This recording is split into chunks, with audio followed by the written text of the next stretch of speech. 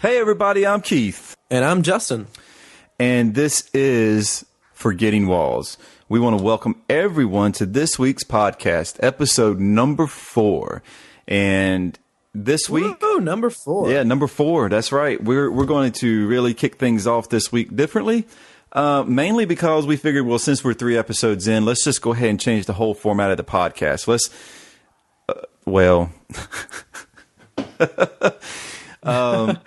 Justin, I think what I'm trying to say here is that we got 3 episodes in and realized we didn't have a format or a structure. Wouldn't you agree? Yeah, we were just kind of free-forming it. Yeah, we were just kind of going along with the flow, kind of just talking, see where it goes.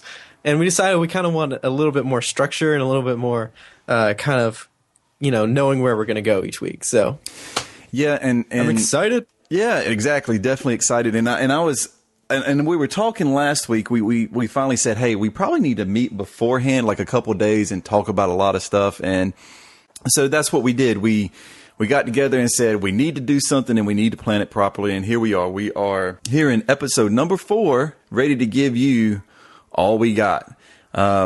Justin, at the end of last week's podcast, dude, do you remember hearing a little ditty that wasn't quite recognizable? Yeah, I know. I heard some music playing, and I was wondering who was playing that.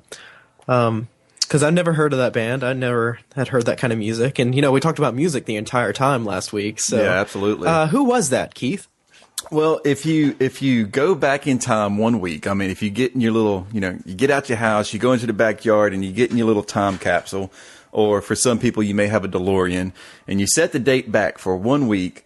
On the great Monday of last week, you would have heard a special guest with us named Andy Austin. And Andy was in a band called Daisy Chain. Yeah. Or, they could just go back and listen to the podcast.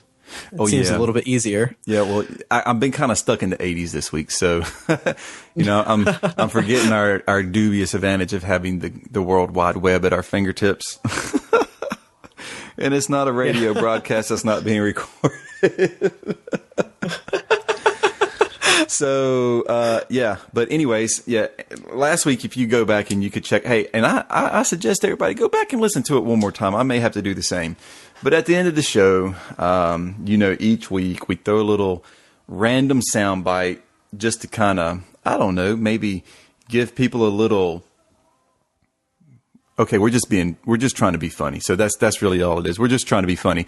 But last week at the end of the show, we played a little soundbite or a little sample track, and it was from the band Daisy Chain. And it was one of the songs off their demo. And I'm being a bad host right now because I don't have the information right in front of me. But if I'm not mistaken, it's like Watching the Sun Go Down. Watching the Sun Go Down is the name of the song. And for Andy, if you didn't notice on our Facebook page as well, I posted a nice little picture. And the picture of Andy in his Pinoy rock band with his buddies, my question is can everybody pick out Andy Austin? Yeah, it wasn't that hard to pick him out. Are you sure it wasn't hard? Because I'm telling you, I think some people may have a little bit of a challenge picking the 6'3" white dude out of the Filipino band. But Andy messaged me, and if you're able to get on the Facebook page, go over there to facebook.com/Forgetting Walls and give us a like over there. It really would help us out a whole lot. But if you go over there and look at the page, you'll see Andy's comments, and his quote was, "It took me to flashback heaven." So Andy was on flashback heaven last week. But enough banter about last week's sound. And if you get a chance, I think what we're going to do this week, we're actually going to add a new page to the website, and we're going to call it music.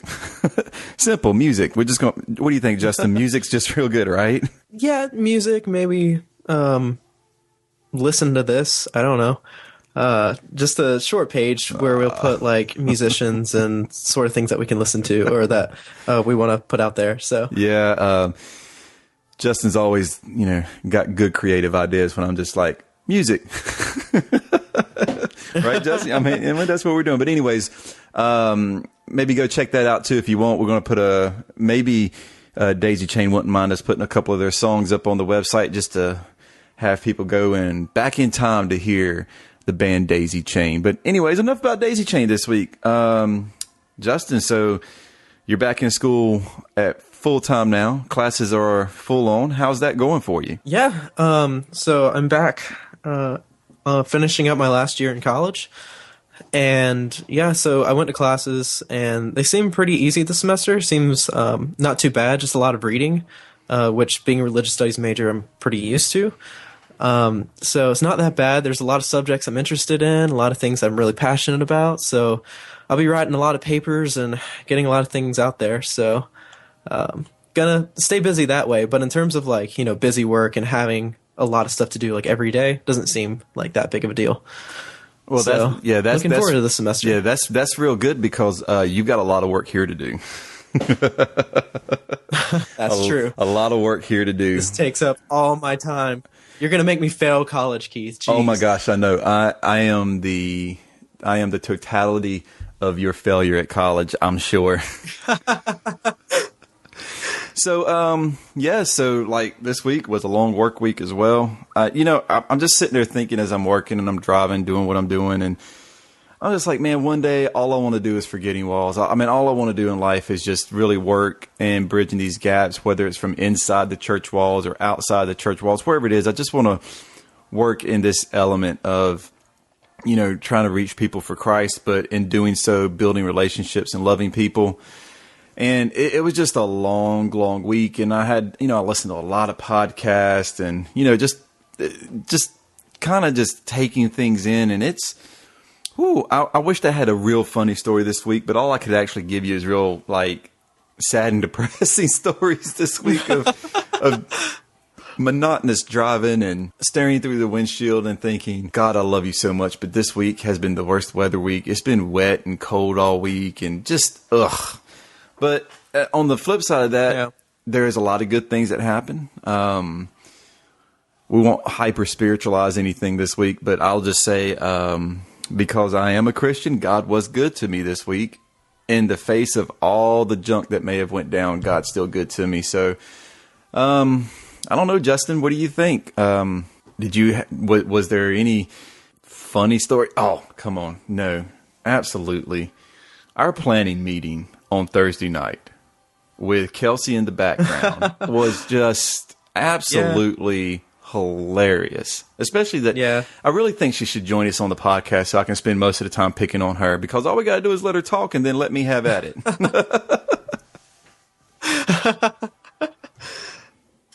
Yeah, she's great. She was kind of loopy the other day, and so it was kind of fun hearing what she had to say.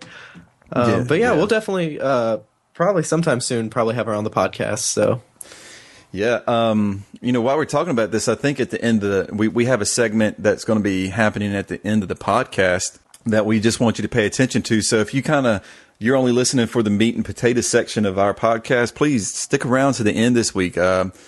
I hope that through the programming and formatting that we're doing to the podcast, we'll get way more interactive with our listeners.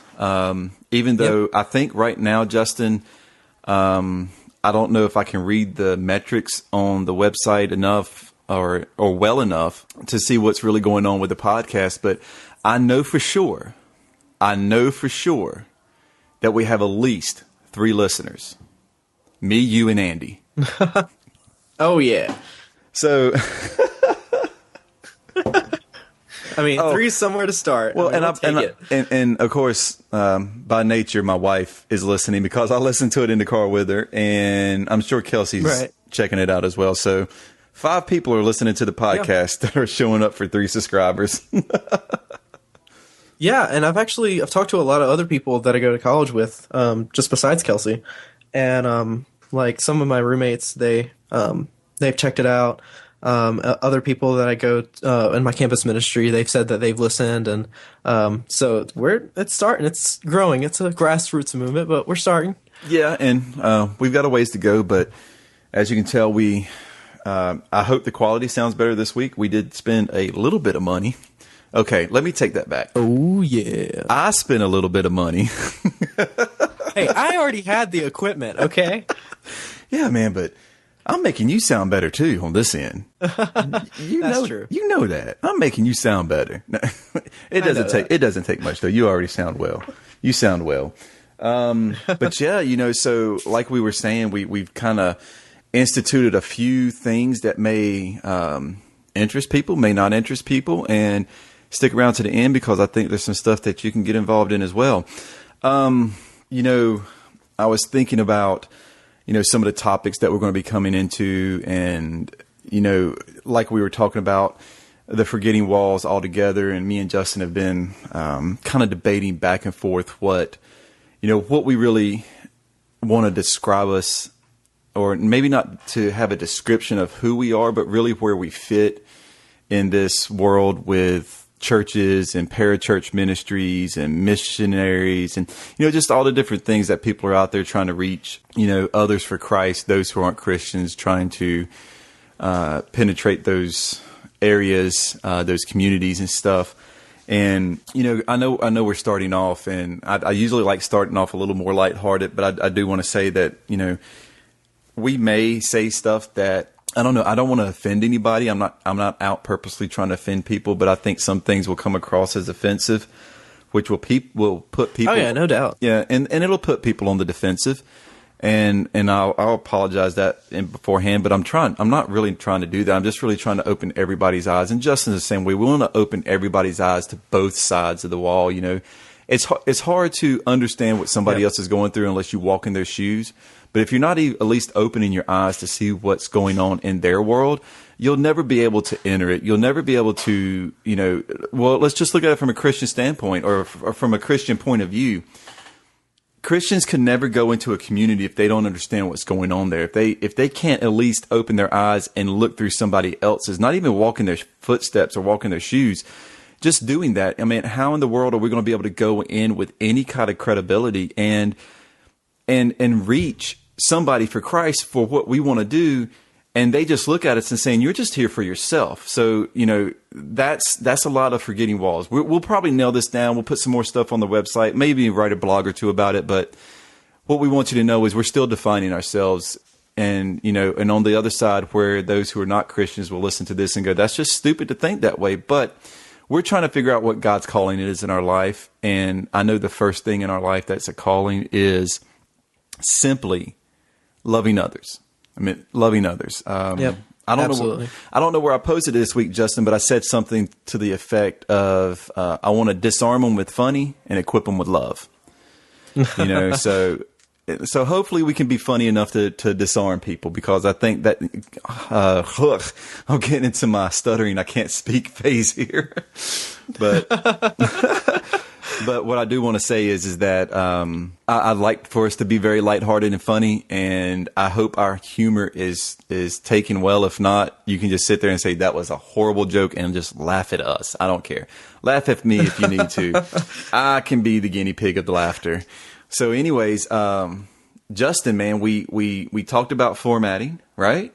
And, right. We want to start off with our first segment. Now, yes, I'm going to introduce it, and me and Justin are going to talk about it a little bit, and I'm going to kind of give you some instructions on some things to do as well. So, we're doing this little section now that is called "What Would Be Worse Than."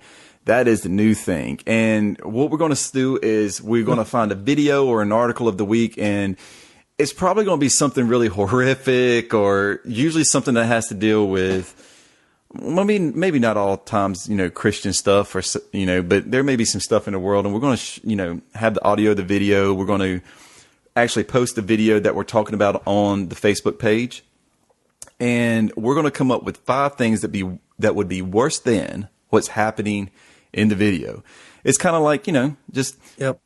And it's pretty bad. So hopefully this week you'll see what we're doing and you'll grab a hold of it. But what we want you to do is come up with your own what would be worse than. Give us 1, give us 5, give us 2. It doesn't really matter, but we want you to do it. Hit us up at Forgetting Walls on Twitter. Maybe put it on our Facebook page under the podcast post, or go to our podcast page and put your what would be worse than segment line in there on the comment section, and just hit it with the hashtag WWBWT. Everybody else had WWJD. We got WWBWT. Hashtag it. So, all right, Justin. So what I'm going to do is I'm going to play the audio for our listeners. And all right. Yep. Let's do it. And after that, Justin and me will go through 5 things that will be worse than this. Yeah. There was a young man in Calvary. His name was Ben. And I was running a youth group. I was there for a few years. And he was a nice kid, but he was one of those kids that was always he's a real smart aleck. Was a bright kid, which didn't help things, right? Made him more dangerous. And we were outside one day at youth group, and he was just trying to push my buttons, and he was just, kind of not taking the Lord serious. I can't believe this. And I walked over to him, and I went, bam! I punched him in the chest as hard as I crumpled the kid. I just crumpled him. I'm sorry. And I said, I leaned over and I said, Ben, when are you going to stop playing games with God? This is my favorite part. I led that man to the Lord right there. Led that man to There's the Lord times right there. that might be needed. There was a young... Oh my gosh, that's so good. So anyways, if you didn't catch all that, and if you're not understanding... You know how hard it was for me not to keep quiet back here? I had to take my face away from the microphone. I know I'm laughing the whole time. It's all right. It's okay, because... Okay. All right. So let me preface the audio with the visual, so everybody can. So like I said, we're going to post the video to Facebook, and you can catch it there. But if you haven't seen the video, if you haven't noticed the video, it's a pastor in a pulpit, and he's preaching a message. I don't know the actual context of the message here. Me and Justin Don, I didn't really go look it up because all I needed was this clip. So he's talking about. He's in the pulpit giving a sermon, and the illustration of this sermon is him being a youth pastor, punching a kid in the chest, and he goes, and I led that man to the Lord right there. If it was that easy, I'd punch everybody in the chest. So here we go. What would be worse than a youth pastor punching a kid in the chest to get serious about Jesus? Justin, let's get these 5 things rolling. All right, so what would be worse than getting punched in the frickin' gut by a preacher? 1, handing everyone dodgeballs to pelt the nasty sinner. Oh, yeah. Yeah, right? 2. Hold on a second before you go to 2. I can imagine. I was a youth pastor, right? Yeah. I just imagine the scene where the youth pastor's just handing out dodgeballs to the kids and just get at them, sick 'em boys, and just throwing it. I was like, could you see it? Those without sin, please cast the first dodgeball. and then he looks at everybody and he goes, "He's the sinner. You're okay. You didn't do what he did. Throw the dodgeball at him." Anyways, number 2, Justin. All right. Number 2, him kicking you afterward and telling you you're going to hell. Yeah, that I think the worst thing there would be him telling me that I'm going to hell. Well, I don't know. The kick might hurt as well. Yeah. All right. Number 3, getting kicked in the balls by a preacher as a way of abstinence training. I think that. I think that one may be my favorite. I don't know the other 2 yet, but that's got to be my favorite right now. You need no chastity belt. Let me kick you. Now, my question to you, Justin, is would it be a like part of a purity ceremony where, the pastor says, okay, your rite of passage is being kicked in the genitals to know that that's the pain you'll feel if you have sex outside of marriage. Yeah, that's the thought I had, was that, every time you think lustfully of a woman, think about this. Bam! Right there. No need for a chastity belt, son. I've got you taken care of. Nope. All right, what's next on the That list? in his mind. All right, next one is him leaning over and whispering, "Jesus loves you, you little idiot." I've always thought that name calling really didn't work in youth groups. Yeah. I mean, I've I don't say I've called anybody a name. I had nicknames for kids, Yeah. You had a nickname for me. I sure did. And the funny thing is that nickname kind of stuck, and it wasn't even a bad nickname. Okay, so No, not at all. So we called.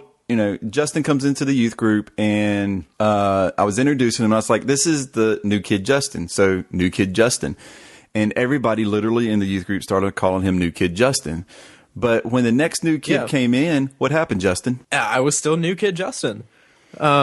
And it originally happened because, nobody could remember my name. They're like, "Oh, yeah, Justin's here." And they're like, "Who?" And they're like, "Oh, yeah, the new kid." "Oh, yeah, that's who it is." And so even after, I was there for, 2 or 3 years, people were still calling me new kid Justin. Yeah. So, I mean, I still love it. I hold it dearingly in my heart. Yeah, you kind of got to. You got to, really. Because, and the funny thing is it's always an evolution to nicknames.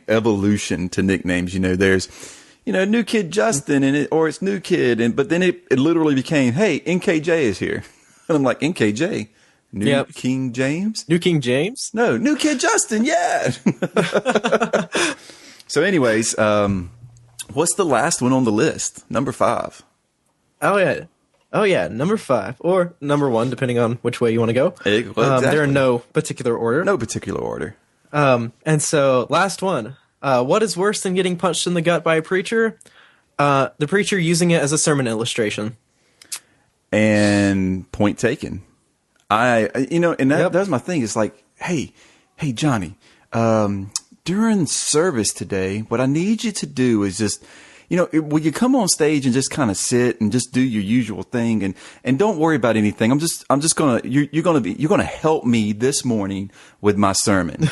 And little Johnny's sitting there on the stage, or teenage Johnny, or whatever you want to call him, or however old he is, and you see him that way. But teenage Johnny's sitting on the stage, and he's sitting there just staring off to space, like, oh, I wish this was get over with. And all of a sudden, he just runs over there and punches little Johnny in the chest, and he gasps for air, and he goes, see, you must be serious about Jesus. This is the illustration I'm trying to point to you. If you're not serious about Jesus, you're going to get punched in the chest by the Holy Spirit.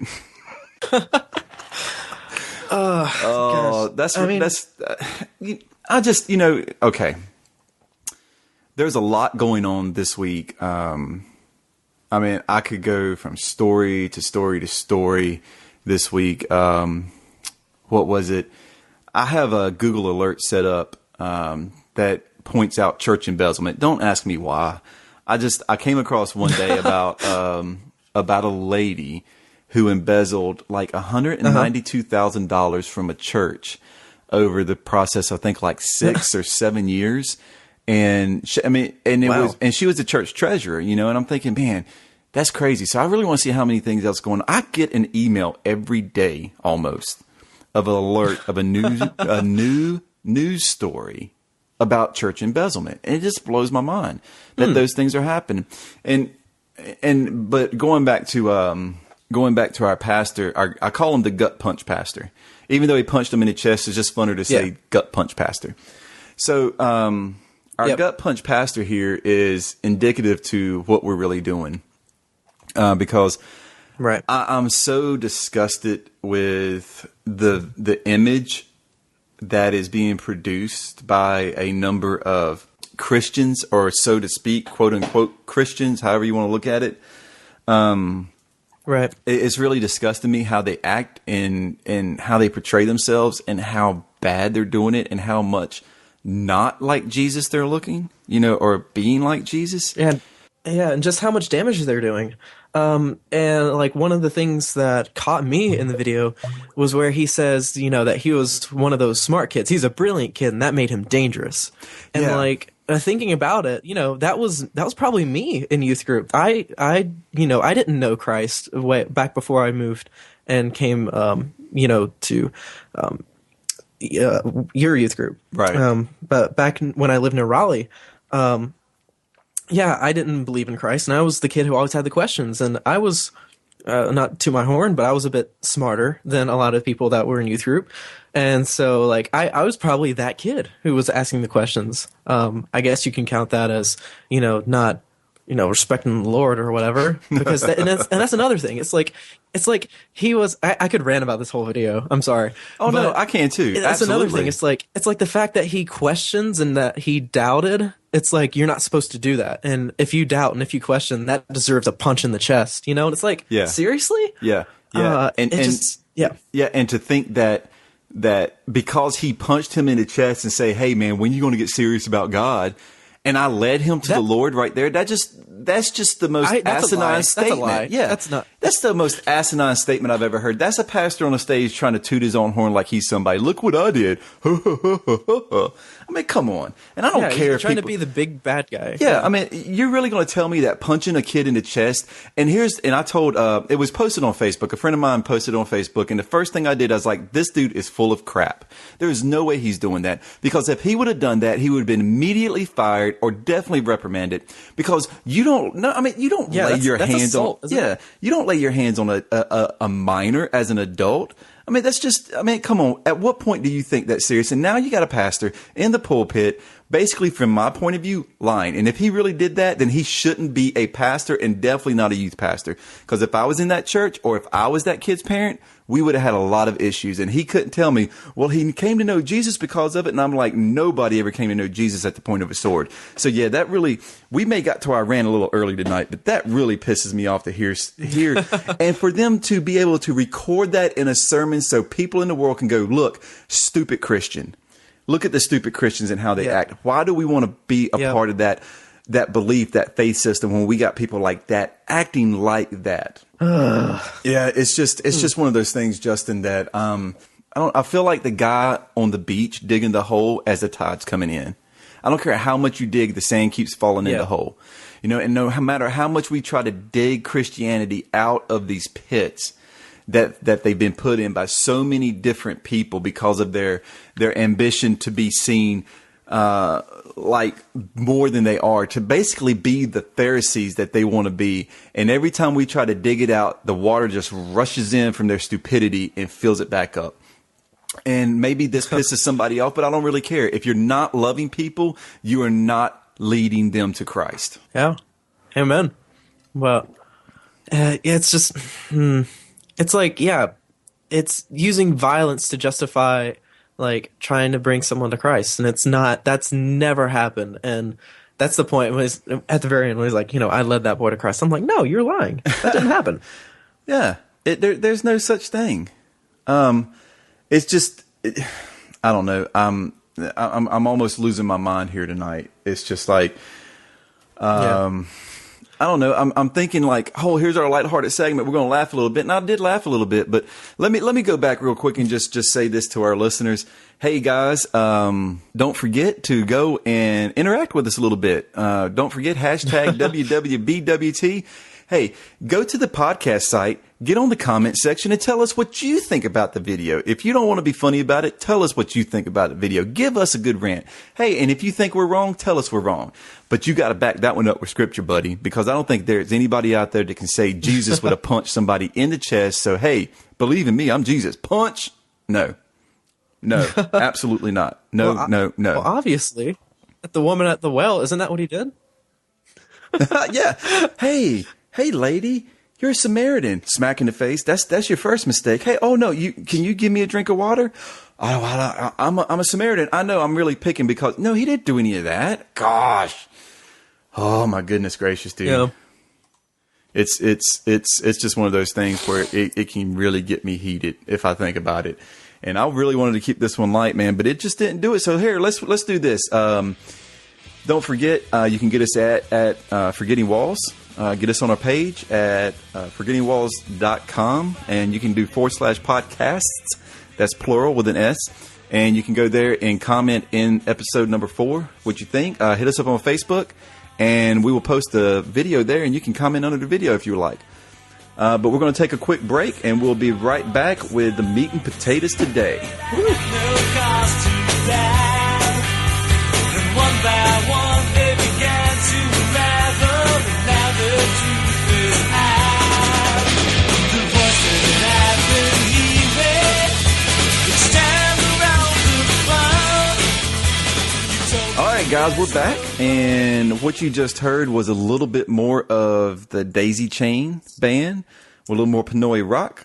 Sorry I can't give you the song title because Andy gave me a demo that is blank with no descriptions on it. So just want to give you a little bit more of some Pinoy rock, baby. That's what we're doing. So go ahead, Justin. Oh, no, I was just going to say, so it was one of those blank CDs that didn't have like any information or anything written on. Yeah, it was mixtape sort of thing. Yeah, it was old school. No, it was worse than a mixtape because maybe I'll post a picture to our Facebook page of what he got me. You'll hear me open it up, but you can see that. Can you see that, Justin? Yeah. Do you see? There's nothing on there. No. Hold on. The reason it's so bright in your picture, Justin, is because there is no writing on the disc. And this is why I love my buddy Andy, because he's like, am I supposed to see something else? Yeah, right. All right, y'all. So we're going to get into our topic of the week. And like we was talking about earlier, kind of talking about us at Forgetting Walls and what we're getting into. The topic tonight is really a discussion that focuses on the overall goal of the Forgetting Walls or Forgetting Walls. This is where we're going to really talk about, what it's called to extend grace. You might have heard us last week at the end of our podcast with our little vocab segment talking about, grace and mercy and blessings. And like Justin said that, grace is such a such a big topic, it's so wide and it fetches to so many different areas of life. You really can't discuss it just in one podcast, especially one short little segment. Yeah, so, I totally agree. Yeah. So what we're going to do this week is we're going to focus on this question, kind of like this question, and we're going to ask the question, what does extending grace to someone look like? And if we're seeming a little ambiguous about the terminology of extending grace, what I'm saying is like what we're looking at Forgetting Walls is that we are Christians. Now, I'm not saying that there will always be just Christians on our teams. I mean, I'm open for anybody to be on our team because whatever helps us really get our message out to bridge gaps, to bridge the chasm, to erase the walls so people can come together and we can all find ways to live and love each other, and somehow, some way that people will see this love as something that Christ it started, that he initiated, is only for the good of all things that actually come out of the church, and the church meaning people, not buildings.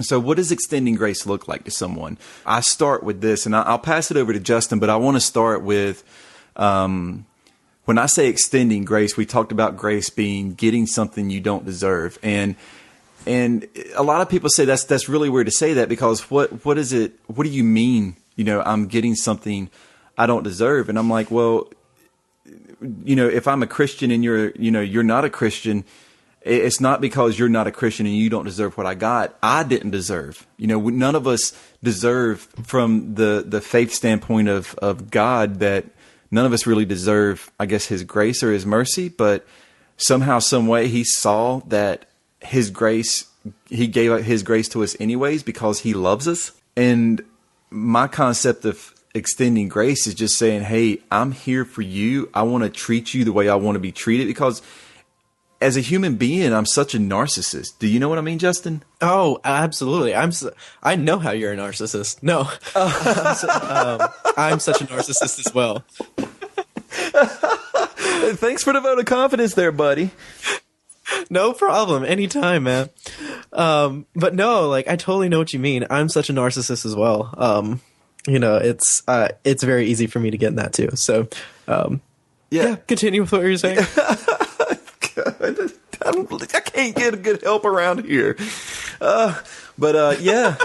I mean, but just from I think for myself, doing some people studying and, looking at, the philosophy of man and how we are and the actions that I see in man, we're very selfish people. And I think in our minds, that, I mean, we do show love to some people, but there's these people we don't want to show love to, and we don't think they deserve our love or they deserve our help. But, I think if we can get past that and we can extend grace to them, and the reason, and I mean, honestly, the only reason that I can extend grace to anybody because it was extended to me first.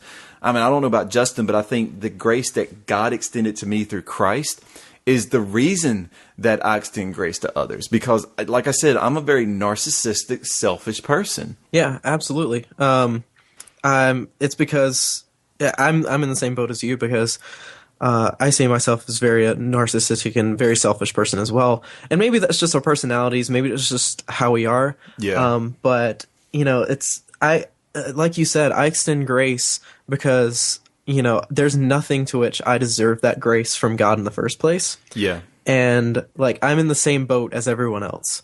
Right. And at least for me, I want to meet people where they are. I think it's a shame when a lot of people tend to be like, well, you have to do this, this, and this in order, for, grace, for me to show you grace, or for me to, be your friend or whatever. And really, we need to meet people where they are. Yeah. We need to right where they are. You're absolutely right. I can't tell you how many times I've heard people be like, well, I would go to church, or I would, consider these things, but one, either I've been hurt by the church, or I feel like if I go into church, I'll be condemned. I felt that condemnation myself. I sometimes still do. Yeah. I mean, and to add to that though, real quick, it's not just, let me be very frank and not that I'm frank, but let me be frank for a second. To all our listeners who do not consider themselves Christians, don't feel like you're alone in feeling like, you're judged or you're looked at differently, or that there's mistreatment against you. Hey, we inside the walls get the same thing from people, because there is just as much judgment going on inside those walls against us who are trying to do something different than there is outside. I mean, so it's not, don't feel bad. You're not alone. At least I know Justin and myself have been victims to having that judgment based on, whether it's the way we think, the way we do things, or even coming down to the way we look. Yeah, and the way we dress, and the way, that we carry ourselves, even the way that we drink. Yeah, and it's I want to meet people where they're at, because that's what Jesus did. He met people exactly where they were at. It's not, oh, clean yourself up, and then if you do all these things and you do them right, then okay, well, I'll consider, you being a part of us. I'll consider you being a part of the in group. No, you freaking meet people where they are, because that's what Jesus did. That's I'm sorry, I'm preaching a little bit. No, but you're right. Jesus didn't call us to police the world. Extending grace is not being the policeman of the world. We didn't come to say, hey, do this and do that, and then you can have this grace, or, I can't do anything for you if you're sitting over there doing this or that, and I don't care what you throw into the this or that category. I don't care if you're a Christian and you label every Levitical sin. I mean, hey, your house has mold in it, so you're unclean, and now that you're a sinner, I can no longer have association with you. Get outside my camp, please. I just feel, and of course that's just the most ridiculous statement that you can make, but that's how I feel. They expect that Christians, or I should say, Christians expect that their job is to police the sin of the world. And the last time I checked, every single person started this life out without Christ. Now, and of course, remember, speaking from a Christian perspective right now, we see that all people fell short of God's glory. And if you don't believe in God, then you didn't fall short of anything, I think. I mean, you're where you're supposed to be at. You're doing what you're supposed to be doing. Don't feel bad about it. I'm not trying to make you feel bad about it, because it's not my job to make you feel bad at all. It's not God's job to make you feel bad. God just wants to love you like he loves me, and I'm just as terrible as the next person. So my job's not here to police you up. My job here is here to extend grace and to love you. That is the purpose that God has laid on me. If I'm here to be the sin police, then I'm failing because I need to police myself. To borrow a quote from my pastor, it's not, our job isn't to tell people they're naked. Our job is to clothe them. No, you're exactly right. And I think I want to grab this book. I want to grab my book real quick and really focus in on a quote that I saw looking at the Christian way of dealing with people who aren't Christians. And it's just what blows my mind is to think that, you know, we can do anything that can actually amount to a person changing their life or changing this habit or changing a sin. I mean, I think Christians, like I was just saying, if I'm trying to please somebody else, I have to police myself first. And I think that's what's wrong with most people who call themselves Christians, is that they are so filled with self-righteousness, they can't see that they have no righteousness. You know what I mean, Justin? Right, exactly. Like that they feel like that they're sort of high and mighty in a way, and that their sin is in a way kind of lesser to everyone else's, because as long as your sin isn't noticeable to you, or as long as your sin is sort of, I guess, in one of these categories as a lesser sin, which again doesn't make much sense, it's very much easier to condemn others and be like, well, you're not doing this, while completely ignoring your own faults and your own problems. And that goes whether you're a Christian or not. That's it's very easy for everyone to do that, because all of us have problems, all of us have faults, and it's so easy for us to ignore our own and at least say, well, at least I'm not as bad as that person. Yeah. Or, yeah, you're absolutely right. I mean, I think that's what we're caught up in. We're caught up. I don't know if it's the fact that people are trying to highlight other people's sins to mask their own, you know, because it's like, you know, if I point the finger at them, then everybody's going to stare at them and they're not going to really see what's going on with me. If I can just get them away from me for a second, because, you know, they may need to clean up their life, but I think the fact is that it's okay to know that you're not righteous in of yourself. I mean, of course, Christ, he makes us righteous. And I know this is very like spiritual faith Christian stuff, but that's who we are. I mean, we're going to come from that point of view. I want to see from the other side of the fence, and I think I can look from the other side of the fence and go, you know what, this is, you know, Christians, this is what we're doing. And if I was to step out of my shoes as a Christian and to step into the shoes of somebody who's not, to see what's going on, I think it would be very easy for me to see. There would be no vagueness in the problems that we have between either side. But I want to talk about this little story. You know, I'm reading right now. Philip Yancey's an awesome author. He's got a lot of good books, and I'm reading Vanishing Grace right now. Which, listen, people, if you really want to, and I'm not getting paid for this. You know, Philip Yancey didn't call me down and say, hey, I need you to promote my book. Matter of fact, Philip Yancey doesn't even know who we are. No. But his book, Vanishing Grace, right now, is so stinking good, dude. It's so good. And he's talking about a story. Do you know who, and Justin, I'm sure since you're at a secular school, you know who Christopher Hitchens is? Yeah, but yeah. I'm just going to go yes. Okay. So we know Christopher Hitchens is a very prominent, well, he was a very prominent atheist. And who's no longer with us. Very smart man, brilliant, put a lot of good stuff out. He debated a lot of Christians from his point of view. And one of those Christians he debated was Dr. Francis Collins. And if you don't know who Dr. Francis Collins is, he is a PhD and he holds both a PhD and an MD. And he directed the Human Genome Project. And if you don't know what the Human Genome Project was, he it was a project that successfully mapped all 3 billion letters of the human genome, or the human genetic code. And if you don't realize how extensively brilliant and great that is, go check it out, because I've actually heard Dr. That's a Collins. huge endeavor. Yeah. I had the pleasure of actually sitting and hearing Dr. Collins speak at a conference. And let's just say this, where I might not agree with everything he says is absolutely brilliant, backed up with really good science. But he's a Christian, and he's a Christian who debated Christopher Hitchens a number of times.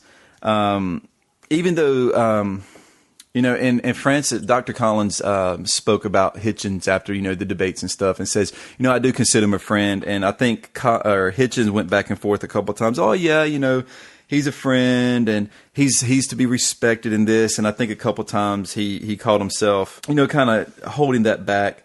But anyways, to kind of move forward, Christopher Hitchens, he contracted cancer and he became sick. Dr. Collins did something that I don't think most Christians would do. Matter of fact, I'd say the majority of Christians. He reached out to Mr. Hitchens. This kind of got me. He reached out, and he just didn't, say, hey, let me pray for you. Hey, let me tell you about Jesus. He said, hey, I'm a scientist. I'm a doctor. Let's see if we can find some way to help you treat this cancer, help you cure this cancer. I mean, whatever experimental thing was out, if it felt safe and it felt okay for him to use it, that's what they did. I mean, down to the last few days. And I want to read this quote at the end of this little story here that Philip Yancey puts in his book, and I hope you don't mind. But he says, Christopher Hitchens had no deathbed conversion and passed from this life as a convinced atheist. But from one friend, at least he received spiritual care, the quiet service of love. Francis Collins fulfilled the command in Hebrews. See to it that no one misses the grace of God. The rest is in God's hands. Hitchens, one of his last columns before he passed, he paid tribute to Francis Collins, and he says, and I quote Hitchens in that column, one of the greatest living Americans and our most selfless Christian physician. He also wrote, this great humanitarian is also a devotee of the work of C.S. Lewis, and in his book, The Language of Love, has set out the case for making science compatible with faith. I know Francis, too, from various public and private debates over religion. He's been kind enough to visit me in his own time to discuss all sorts of novel treatments, only recently and even imaginable, that they might apply to my case. Dude, when I read this, man, like I say, man, I'm just reading this small story, just a small segment from Philip Yancey's book. And it's not something that you can't go find on the internet and find that, this is the relationship that Collins and Hitchens had. But that's what I'm talking about. That's for me, that's like the human example of extending grace. We're talking about two men who debated heavily religion and science and how they react and coexist with each other, and how they're like could be one and the same or not one and the same, and how Hitchens just he was at wit's ends with Collins and his faith, but I mean to the day he died, Collins was a true friend, a true, and I say this not with any reservations, but Collins, who may have lots of disagreements with a lot of Christians about science, was the truest of Christians and exactly what Jesus did. He showed grace to someone who honestly, maybe from Collins' eyes, might not deserve it because of the things that they were going back and forth on, the debates, maybe, snide remarks. I don't know if if Christopher Hitchens ever said anything, slanderous to Dr. Collins. But what I do know is that not once did Dr. Collins ever give up on extending grace to Mr. Hitchens. And that's really, I think that's really, just hearing that story, that's really a really powerful picture of like you said, extending grace and being able to, even if you disagree with someone, and even like down to the core, if you disagree with everything that someone else says, that doesn't mean that you can't love them. That doesn't mean that you still can't be there for them. That doesn't mean that you can't, show them the grace of God that you've seen extended to you, even if they never see it, even if they never come to faith, which is, that's not in our hands. It's not our responsibility to sort of pressure anybody or like bully anyone into believing. All we have to do is show that grace and show that love toward others. So yeah, I know that quote in the book that says the quiet service of love. I'm thinking about that. I'm like, Dr. Collins wasn't out there trying to be noted for what he was doing with Hitchens. He was doing it as he was called to do it. He was doing it the same way that Jesus did it for him. He was trying to reach that man. And I'm not here to tell you where a person is. It's not my job to say they're in heaven or hell. I can maybe make a generalized statement based on what I believe and what I read and what I see. But let's just put it like this. If anybody can see that relationship, man, you don't know what it does to a person to, and yeah, he died a convinced atheist. But man, he knew what the love of Jesus was like because Dr. Collins showed it. He wasn't there force feeding him Bible and telling him he was going to hell and, you need to get saved before you die because you're getting ready to die. His whole time with Hitchens was trying to save his life, not just his eternal life, but his actual life. I think we missed that point. And I love that in that quote or that part of Hebrews, it's 12:15, Hebrews 12:15. And if I misquoted the scripture, then I'm wrong. But it reads, so see to it that no one misses the grace of God. That's what Hitchens did. He said, I don't care if he doesn't believe. I want to let him know the grace of God. I want him to see the grace of God. I don't want him to go to his deathbed not knowing what it really means and what it really feels like to see the grace of God in action. Think about absolutely. Yeah. Go ahead. It's a really powerful thing. And like, even like I have a lot of close friends who are, atheists, agnostic, Buddhists, other faiths, Yeah. And I've had so many stories, like I still hang out with them and I still we're really good friends. And I've had so many people see us like hanging out. They're like, are you two like really friends? Even though you're like, you're on opposite teams, quote unquote. Oh my gosh, Justin, what do you mean? You're really hanging out with somebody who's not a Christian. Do you know what that's going to do to your witness? Oh my gosh, Justin, you're going to go. Yeah, I'm going to go to hell because I associate. Well, no, you're not. You're a Calvinist. But no, it's like, yeah, I'm good. It doesn't matter what the hell I do. I'm freaking good. I'm going to heaven. I don't know about you.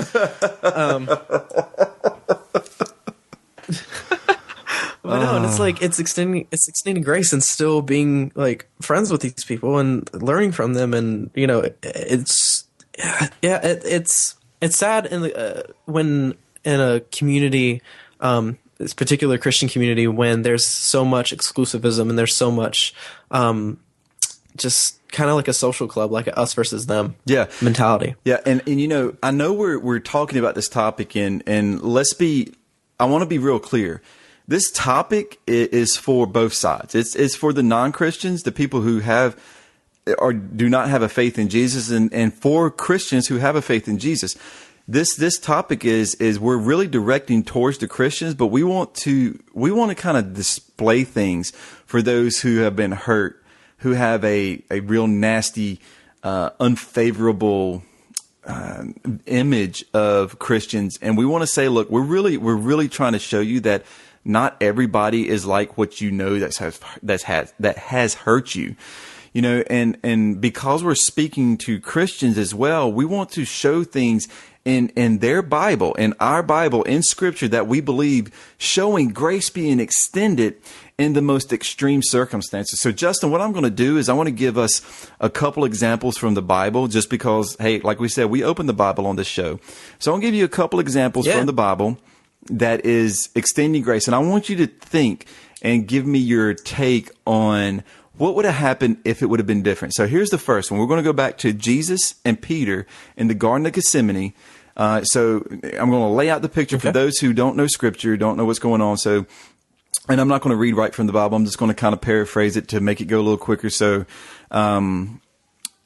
Jesus just got done praying, and here comes Judas. He's about to kiss Jesus on the cheek.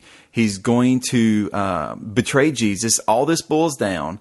And as Jesus is about to be arrested, Peter draws his sword and he cuts off the ear of one of the guards that have come to arrest Jesus. And Jesus says, "Put your sword away. It's not time for this. This is not what we're supposed to be doing." And he picks the ear up and he heals the man's ear back to his head. So here's what I'm thinking. And this goes to the whole extending grace and policing thing. It goes back to this concept of, Christians having to defend themselves or defend the faith or this, that, or the other. Like, we got to defend Jesus.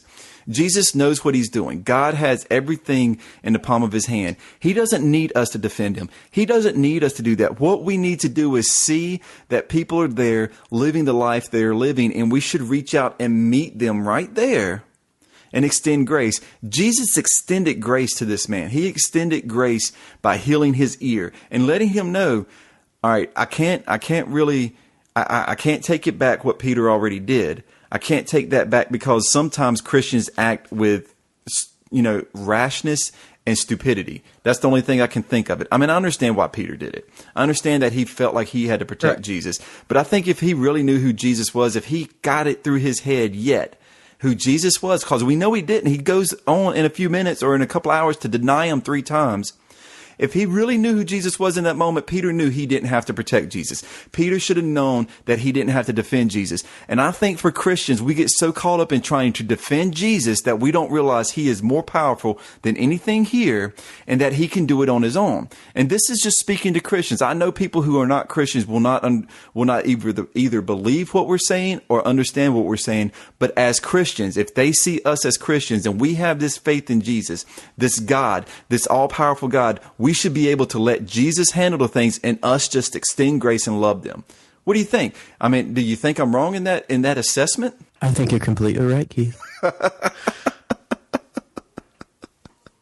No, and it's and this is speaking from the person who's the apologetics club president on campus. It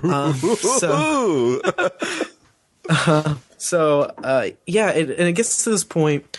And I know I've been guilty of it, where you feel like I have to defend God. And actually a blog post that I just wrote, which should be up by the time this episode airs, actually talks a lot about this.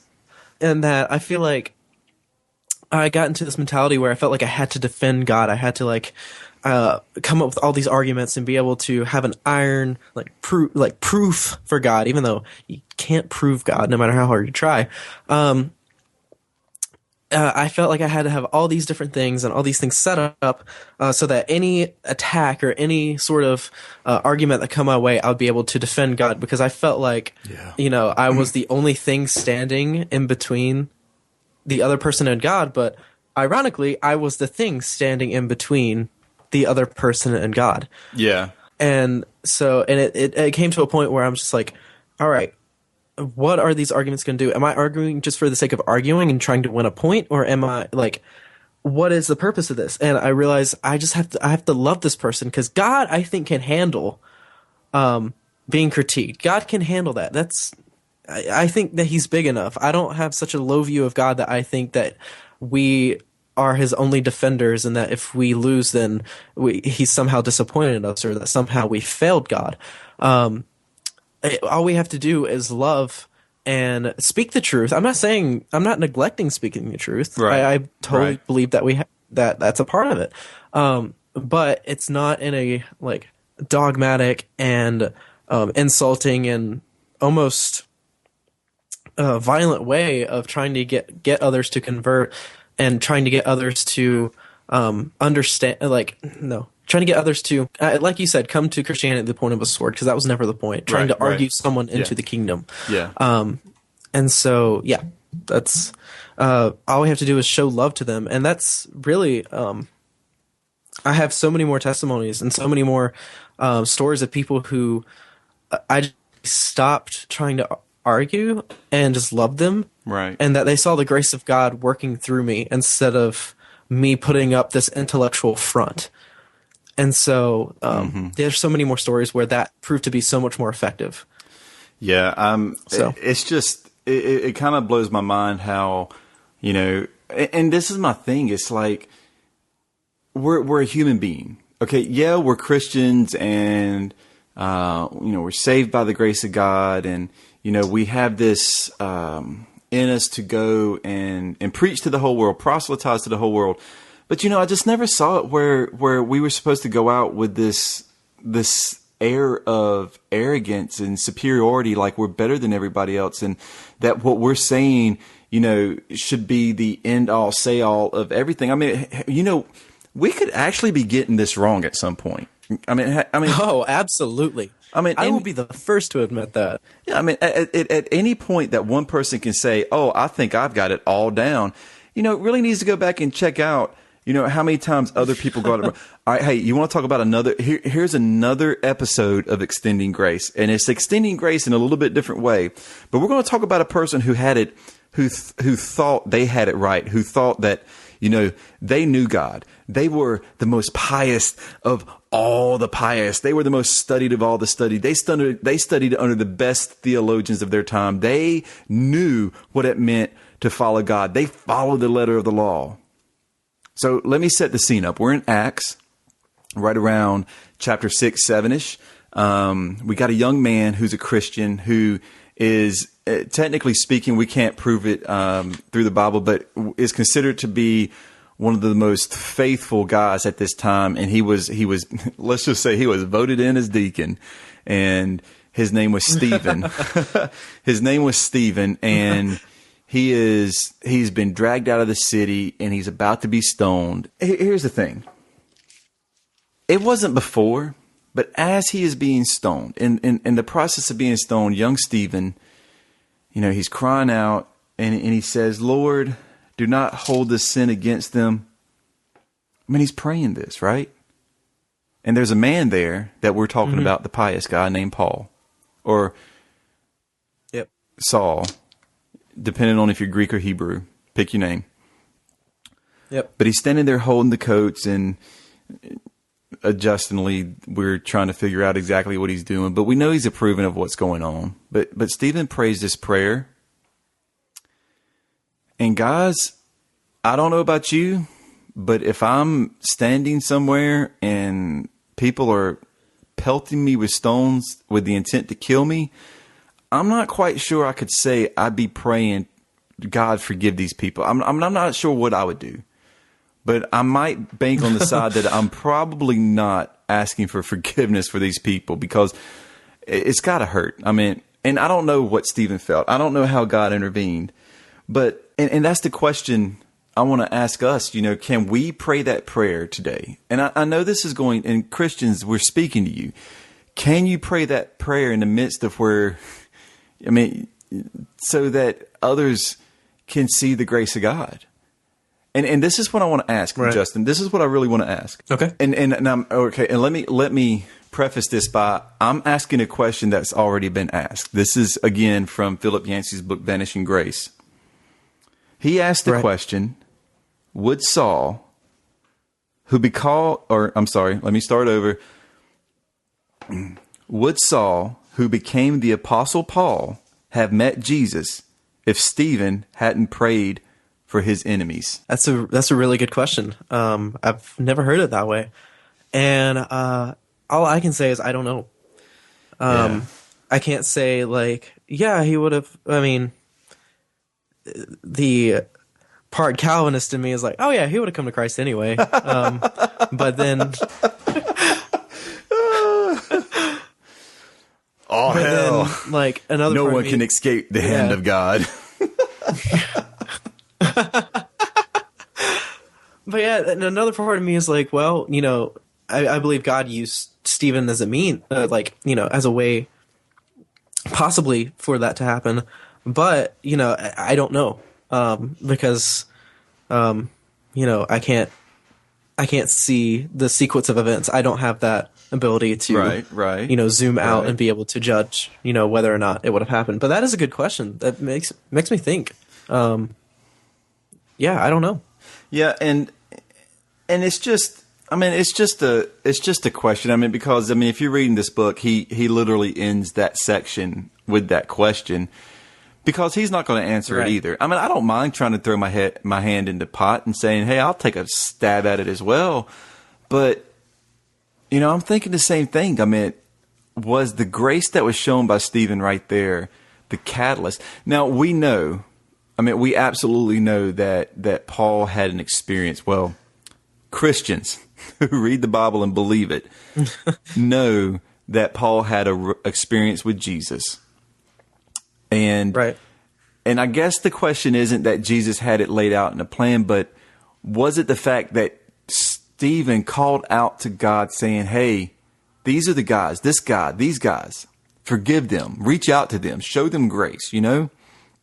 I know I may be reading a lot into it, and it may be falling on, you know, deaf ears, or it may sound like just some garbage, or, you know, it might sound like,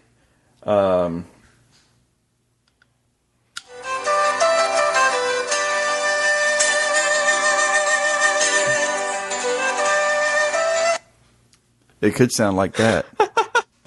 I don't know. But for me, the concept of extending grace should be more than picking a stance and saying, hey, you gay and lesbians, you know, you can't do that. You know, if you do that, you know, you're going to hell. Or, hey, you alcoholic over there, you know, you keep drinking, you're going to die and go to hell. Hey, you liar. You know, I'm thinking, you know, we're sitting out here, we're pointing fingers, we're labeling people. I mean, you label people if you want. We all label each other. But you're throwing these things out there, and I'm like, are you freaking kidding me? Do you really think that your action is showing Jesus? I mean, Jesus sat at a well with a woman in the days of Jesus. He sat with a woman, spoke to her, and not just a woman, but a Samaritan woman on top of that, and asked her for a drink of water. Was he trying to get his thirst quenched, or was he showing grace to a woman who would have never been spoken to by a Jewish man? These are the things that I don't understand.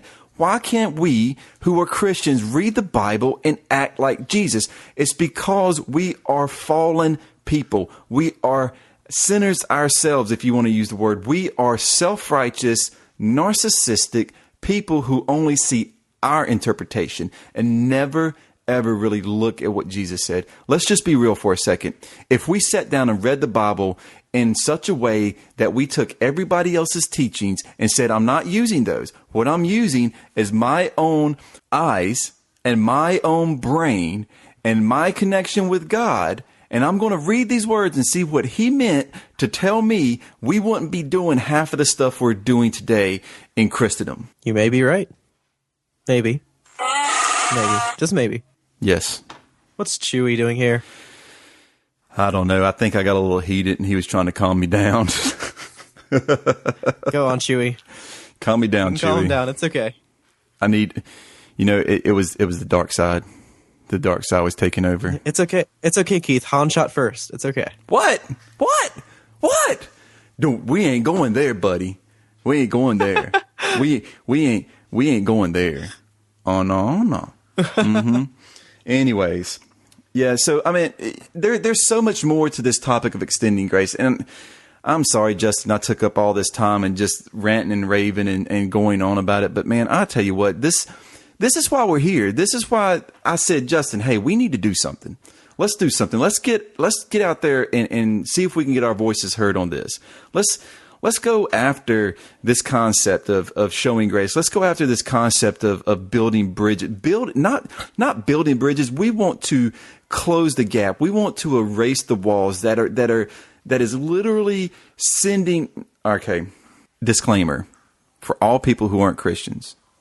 I am going to say something very Christian here, so please forgive me. We're going to erase the walls that have, and I feel that are keeping people from knowing Jesus Christ the way he is supposed to be known. It is not okay to live the way we have been living. If your life as a Christian is about going to church on Sundays, getting in your little huddle, coming to church on Wednesday nights, doing your once in a while mission projects, feeding a few homeless people, maybe building a homeless shelter, and spending all your time inside your little safe, comfortable place, that is not what Jesus told us to do. And I'm not talking about going out and finding a mission project or a mission trip to be a part of to feel like you did your third world justice for your time being. I'm talking about getting out there and being around people who you don't think you should be around. Jesus did not live with the religious. He ate with the sinners. He lived with the tax collectors. For all the people that the religious in those days thought were unclean and should not be around, Jesus was there. And here's the funny thing. Jesus attracted those people. You know why he attracted the people who weren't religious? Do you know why he attracted the non-Jewish well, I don't want to throw the nationality on them because they were both, but the people who were not religious, who were despised by the religious, because Jesus extended grace and loved them. He did not throw judgment. He did not condemn them. He said, I am here for you.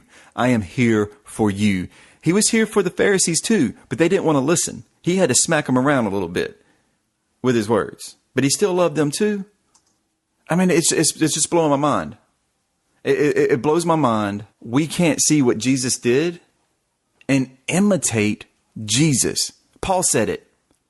Be an imitator of me because I'm an imitator of Christ. I didn't really want to speak so much Christianese tonight. But it just, the only way too late for that. Yeah. I think the only way that I can really get my point across sometimes is speak in that sense. So, wow, Justin, do you have anything else to add to this? Well, in certain ways, I definitely think that in a lot of ways that we have missed the mark. We have missed a lot of what Jesus originally taught us. But I think in other ways too, not necessarily a rebuttal against you or anything, but a sort of a nuance, I guess you could say, is that I think a lot of people have been trying to do what Jesus has commanded us, yet either get bogged down through either tradition or get sidetracked due to personal faults and personal because we're all even though we're Christians, we're not going to get everything right. We're probably not doing a lot of things right. Yeah, by no means am I doing it right. Yeah. And so I think a lot of, Christians are doing a lot of really good things right and are pursuing God and pursuing Jesus. It's just so easy and so common for us to lose sight of who Jesus really is and what he told us. So, yeah, just to add a little. Yeah, no, I agree with what you're saying. I think that I'm not, and people don't get me wrong, I'm not throwing this out that every Christian is doing it wrong.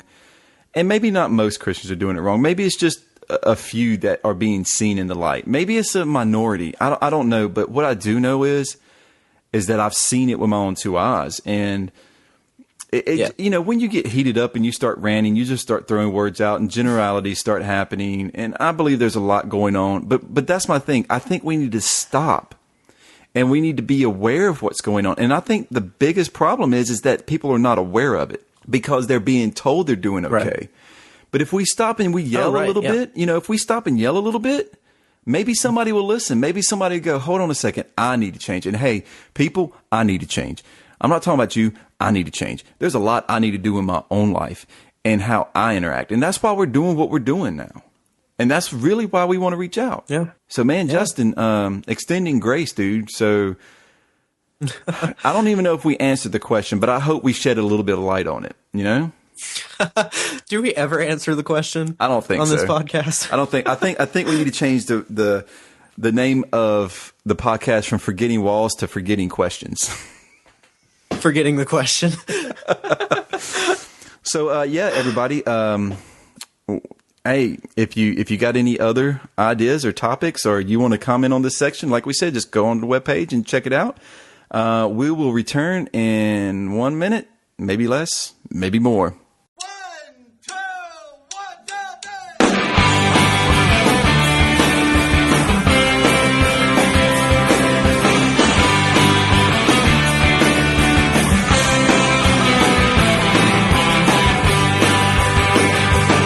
Simula ng bata pa, tayo nang magka All right, everybody, welcome back. We are glad that you are. Yeah, we're glad that you're still with us because I'm sure that, Justin, I think we may have lost just a couple of people on that one.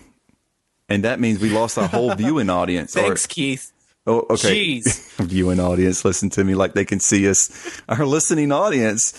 So after that topic, we got to lighten things up a little bit. So here we go. We're going to enter into a new realm. Ooh. Oh, yeah, a new realm. Yeah. We're going to enter into a place called the Forgotten Fables. That was so bad. Fables? What does that mean, Keith? That was so bad. Terrible. That was so bad. Gosh. Anyways.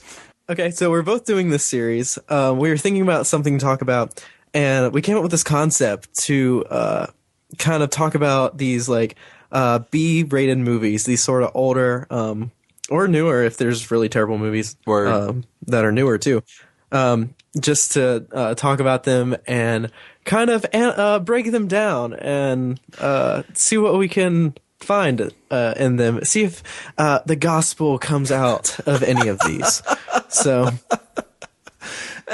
yeah, and let me add a little bit to it too, because I come from, since I'm just about 20 years older than Justin. I came through an era like the 80s that was just prolific. Oh my gosh, I can't even speak. That was just littered with what we call B-rated movies. And I consider a B-rated movie something that wasn't a blockbuster, this major breakout movie. Most of the time it was straight to VHS.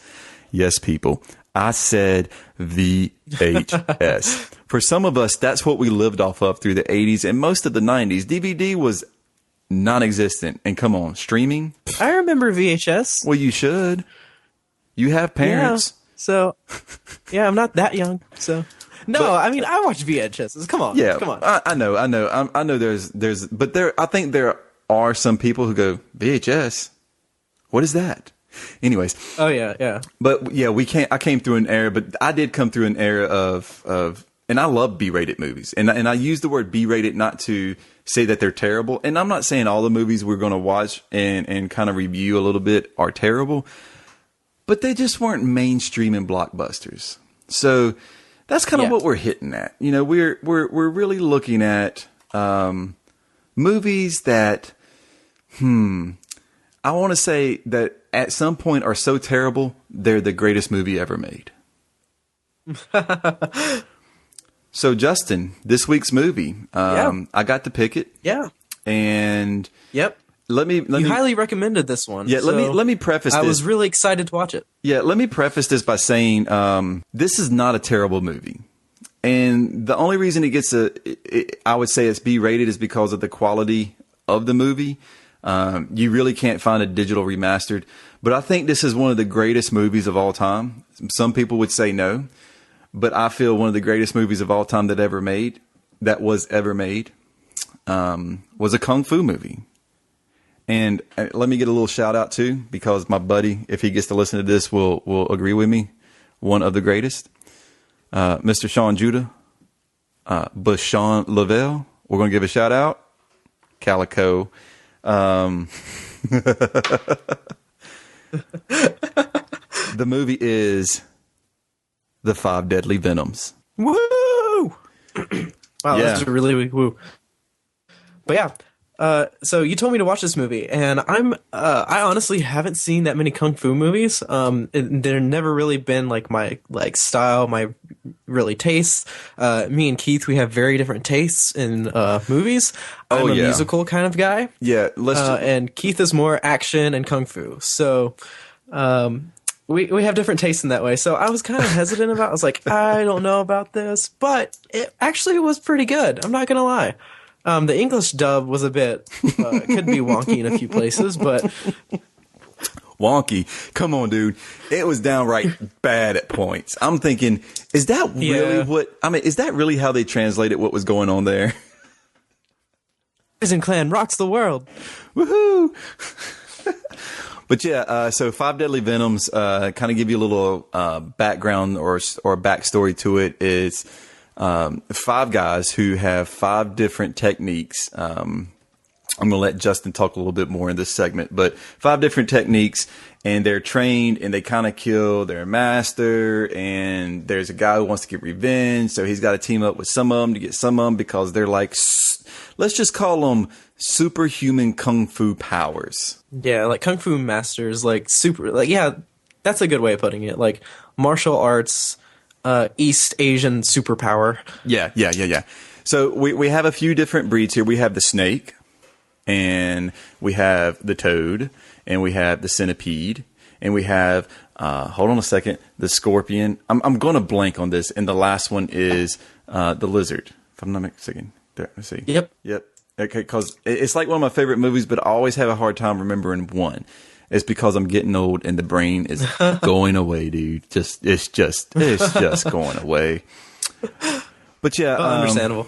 But by all means, there's some great overlays and depictions. There's actually a sequel to this too, if you didn't know, Justin. Yeah, I was researching that and I saw that there's a sequel, but it's not like, is it an actual sequel? Because I saw it had a lot of like same actors, but yeah, it said it wasn't like an official sequel. No, it's not an official sequel. It kind of follows a little bit of storyline, but it blends into some other storylines that other kung fu movies are out there. It's kind of weird because a lot of the kung fu movies back in the day kind of tie into each other somehow. You know, whether it's like the stuff from like the 36 Chambers or Shaolin, the 36 Styles of Shaolin and stuff like that, and Enter the Wu-Tang, and you got the flying guillotines and the one-armed boxer, and there's just a lot of things that I know about that most people wouldn't know about. But speaking to the 5 Deadly Venoms, Justin, give me your B-rated movie assessment of this one, son. All right. So what we see is a master has charged one to go out that he doesn't know all the powers. It's like God limiting our understanding of him.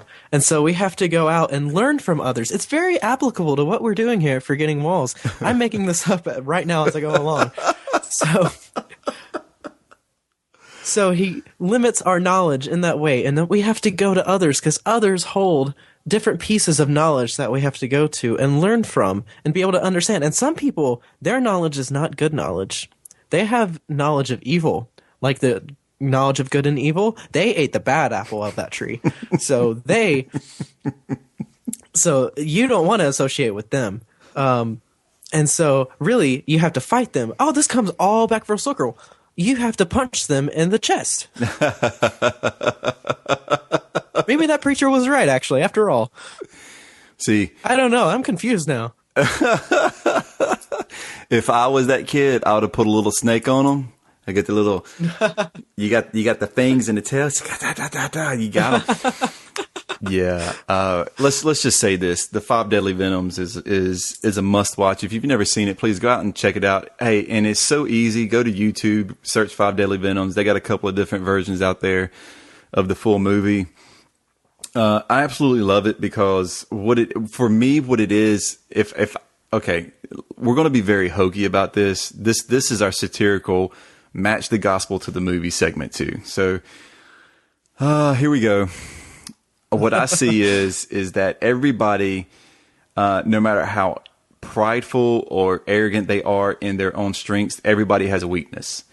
And being able to understand your weakness, right? You ready for? And maybe this is just for life in general. Everybody has a weakness. Okay. And if they can figure out how to protect their weakness or to boast in their weakness, so to speak, that they can keep themselves from falling to their pride. Because what happens is you think that you're invincible. And you look at these 5 guys, each of them, some of them knew their weaknesses, and they were learning how to protect it. Like I know the Toad had, gosh, man, my brain is so racked right now, but his weakness was like, his weakness. Where was it? It was in his ear. His ear. Because the scorpion shot the dart and it hit like his ear. That's right. Yeah. I'm told you, I'm having a bad day, but being able to figure out what that weakness is and being able to protect it and being able to live that weakness so you can, maybe I'm just going about this all wrong, but I just kind of feel that, if you ignore the weaknesses you have, you're going to end up falling to that weakness. It kind of reminds me, Paul has that little moment where he's got the thorn in his side and, he's just, he's like God, take it from me, take it from me. All right, Christians, listen. Non-Christians, you're going to think I'm a little hokey, but here we go. And God didn't take it away. And he just said, dude, you got a weakness. Yep. Live in it. He goes, my power is better than that weakness. And I think for just human beings in general, I mean, I don't care if you're a Christian or non-Christian, we all have weaknesses. Nobody is invulnerable. There's going to be something that brings you down one day. And succumbing to that weakness can lead you into depression. It can lead you into, any type of thing, anger. And just know that, it'll last for a minute, but I hope there's going to be people in your life that help bring you out of that. And if there's nobody in your life, hey, give us a shout. We'll get in your life with you. But going from the funny to the serious, let's get back to the lighthearted a little bit. I'm sorry about that. That just made me think. Jeez, Keith, you always bring us down. You're such a bummer, man. I know, man. I'm having a hard time this week just being like funny, I guess, or humorous. Not the bone. No, it's good. I mean, you're talking serious and talking, so no worries. Okay, well, when saying all that, we'll be back in 1 minute with a new segment. So stay tuned. Turn the radio on to a new generation. Turn the radio on for the world operation. And we are back. The song you just heard playing was Turn the Radio On by Daisy Chain. That's the third Daisy Chain song on this podcast. We want to say thanks for listening to them. It's an old band that's no longer together, but like I said, last week Andy Austin was on with us, and we just wanted to kind of give him a little due, just say thanks, Andy, for being on the podcast with us. But in saying all that, we're going to start a new segment this week called Rants from the Weird and the Wired. I'm the weird and Justin's the wired, and we're going to rant about something. And some weeks it'll be funny stuff, some weeks it'll be serious, but this week it's very serious. I'm not going to get into all the details of it, nor Justin. We just want to talk a little bit about the lack of publicity, or the lack of just seeing what's going on through the Boko Haram incident in Nigeria. I mean, last week was just the menace of and atrocities and tragic things that happened in Paris, that happened in Colorado with they had the NAACP bombing there. And then you had which was the most tragic, I believe, was what happened in Nigeria. And it's not something that just happened overnight. I mean, it's something that's been going on there for a while. First there's 300 girls missing and taken, and we believe that were kidnapped. And then you have this 2,000 plus body massacre. And it happened on the heels of the Paris terrorist attack at Charlie Hebdo, or however you pronounce it. We know that terrorists went in and they shot a few people, and there was a little hostage situation that happened there. And then, of course, the world united in Paris and took a stand against terrorism, something that everybody's been doing for a while now, taking a stand against terrorism. But then one day later, this tragic thing happens in Nigeria, and I'm telling somebody about it, and they're going, what? And I post things on Facebook and say, what happened? And like I told my wife, I said, hey, did you hear about this? And she's trying to find an article, and really had to do a lot of searching to find an article on what happened over there. It was almost like it was a fake article. It's almost like it didn't even happen the way the media was treating it. And this is my rant. From my side of my rant is how in the world can a body count of 2,000 plus people go unnoticed, unpublicized, on anything at the social injustice that's happening there, in light to, and I'm not making light of the people who died in Paris. That's get what I'm saying. I'm not making light of that. I'm not saying that one life was more than the other, but we're talking about an atrocity that happened in Nigeria, and people are silent. They're like, whatever. They're not saying anything, but oh, Paris, look what happened there. Let me explain my feelings. Let me explain my opinions on this. And this is my opinion, so you can take it the way you want it. Justin will do what he wants, and I'm going to do what I want right now. If you are anywhere in the modern world of technology, like France and America or England or anywhere else, and you have access to media, you realize that there are a few sets of people in the Islamic faith that are very extreme, and they will retaliate against anybody who defaces or humiliates their faith, or especially somebody as prominent as who Muhammad is to them. It's been done before. People have tried this, and there has been notable reaction to it. What did you think was going to happen when you did that? Did you think nothing was going to happen? If you know, and get me on this, I'm not saying all people who are in Islam, who are Muslims, are violent people. But even in the Christian faith, there's people who do things of this violent level against others who come against Jesus or come against God. There are people who do that on both sides of the fence. I'm not saying it's everybody's, but it is a set few of people. But what I'm saying is did you not, I mean, what did you think was going to happen? You was just going to skate by scot-free? And I'm not going to blame you, even though it sounds like I am. But people, I want you to realize something. Yes, a few people died, and lives matter.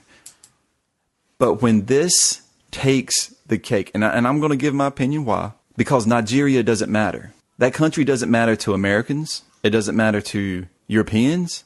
It may matter to the Chinese. Because guess who has picked up all the oil production, or who's buying up all the oil from Nigeria now? China.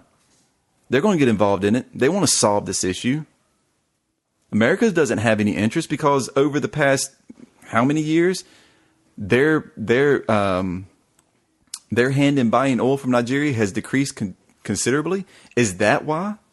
I think there's a video running around, maybe on YouTube, but there's a reporter reporting this very thing, and she's saying that you're only a part of a society or culture based on your interest, and if you have no interest there, you have no interest in what's going on. So is that what's happening? Is that what's happening right now? Are we ignoring the deaths of thousands, and not just men, but women and children burned, massacred, horrible, because we have no profitable interest there? Christians, I'm speaking to you first.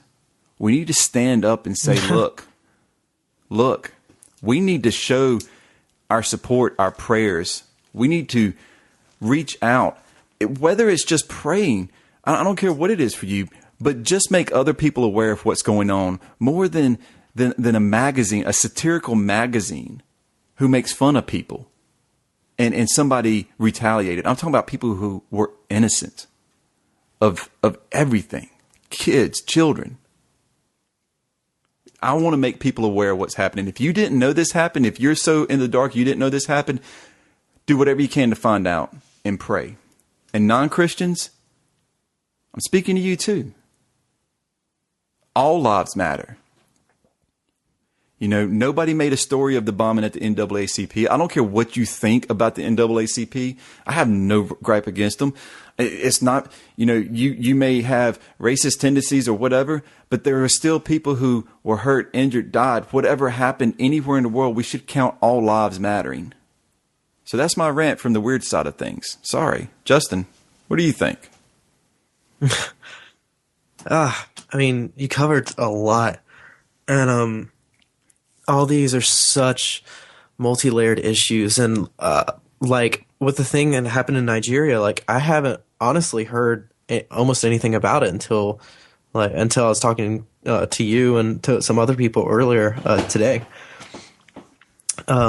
So it's like, so I'm not fully aware of the situation that's happening right there.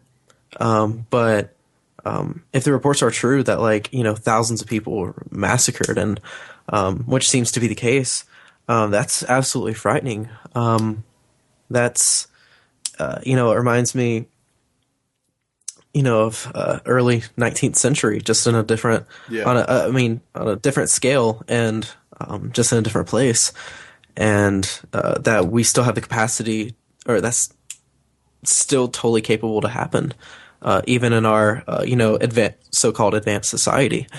And with the attacks that happened in Paris, it's like all of this is a tragedy. I'm not saying that none of this is that one is more tragic than the other. Anytime a life is lost, anytime a life is taken from another, that's a tragedy. And so, like, the attacks in Paris, like, that's totally a tragedy. But it's such a multi-layered issue. Yeah. Between freedom of speech, because yes, I'm totally for freedom of speech. No, I agree. I go to a liberal arts. I go to a liberal arts university, and I live in America. Right. Right. I've grown up with these, Enlightenment ideas. So I'm totally for freedom of speech. But, and I always add the but in there. Right. But does that mean that I necessarily endorse what, at Charlie Hebdo, what they produce? Not necessarily. I'm not saying I will defend their right to do that to a certain extent. But I mean, it's such a multi-layered issue. I know. I mean, I was someone it, and some of the stuff I was looking at, like on the magazine and all that stuff. There's a fine line between satire and just blatant racism. Yes. And Islamophobia. And I think, and I'm not saying that one is one way and that Charlie Hebdo was racist or that it's satire. I'm not saying one or the other way. It's a very tough issue. And to me, it brings about a lot of issues that have been under the surface for a long time, right. Whether it's regarding either freedom of speech or, misunderstandings about Islam and, fear, Islamophobia and all that stuff. And, right. As someone who studies all these religions and all these different systems of belief and how they're practiced in society, it's definitely, it's interesting to watch, but it's also really sad and tragic at the same time. I didn't mean to make it so complicated tonight, and we probably shouldn't went that way. But I just really needed to say it. I felt really, I just really felt like we needed to say something. I know we can take many different ways, and maybe some of the stuff I said was just out of and maybe just anger, because of just the tragedy to happen. Because I can't stand to see. Number one, I can't stand to see children. I mean, none. Right. Being slaughtered the way they were. And, so here's what I'll say. That's our rant this week. Maybe next week we'll rant about something that's just completely stupid, but that's our rant this week. And we want you to rant about it too. So we're going to finish up this week. I'm sorry. Go ahead, Justin. Go ahead.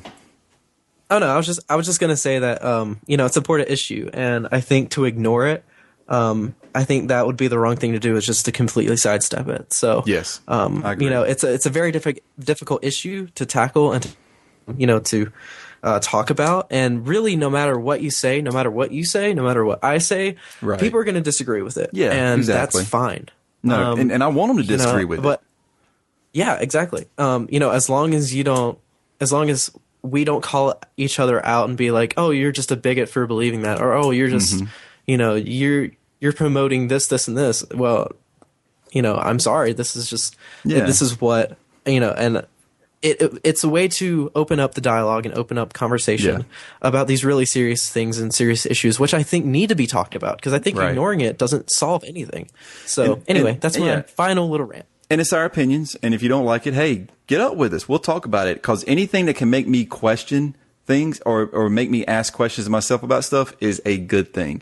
I'm just not going to argue with you about it. Yes. So, like I said, we're gonna finish up the podcast. Man, we have went really long today. We meant to go long, but not this long.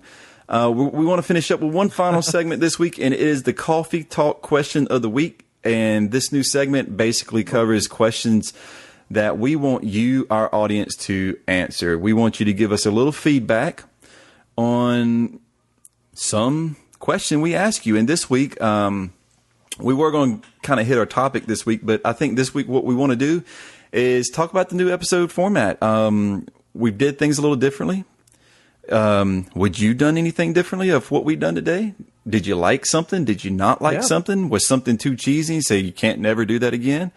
Was it too serious? Was it too, or it wasn't, there wasn't a lot funny going on. But like I said, you can hit us up at Twitter. You can hashtag this coffee talk, hashtag coffee talk, and you can hit us up on Facebook as well. You can also comment in the comment section on our podcast page at forgettingwalls.com. Hey, what I want to tell you is people are not projects. They're people. So love them like you love yourself. And signing out, I'm Keith. And I'm Justin. And we will see you next week. Peace. Good morning, Starshine. The Earth says hello. Thank you for listening to the Forgetting Walls podcast. If you're subscribing to us on iTunes, leave us a rating to help us spread the word about this podcast. Remember, the only way this works is if you share your story. So be sure to visit the website and leave us a comment at forgettingwalls.com or find us on Twitter at forgettingwalls and facebook.com/forgettingwalls. Peace!